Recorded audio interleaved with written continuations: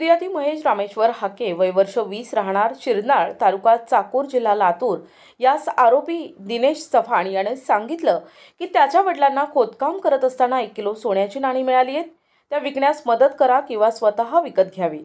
यावरून फिर्यादीनं आमिषामध्ये 1 किलो सोन्याची नाणी 10 लाख रुपयांमध्ये विकत घेण्याची तयारी दर्शवली। त्यावरून दिनांक 25 सप्टेंबर 2024 ला फिर्यादी 10 लाख रुपये घेऊन 1 किलो सोन्याचे नाणे घेण्याकरता आरोपीनं बोलविलेल्या ठिकाणी आर्णी येथे आला।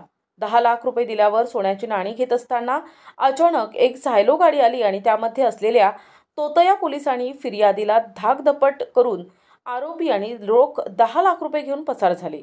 यावरून पोलीस स्टेशन आर्णी येथे गुन्हा दाखल करण्यात आलाय।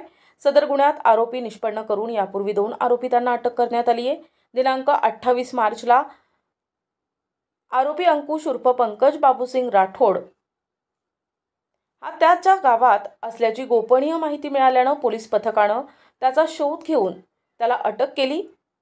गुन्ह्यात त्याचे हिस्सेवार असलेली आलेली रक्कम 70,000 रुपये जप्त करण्यात आली आहे।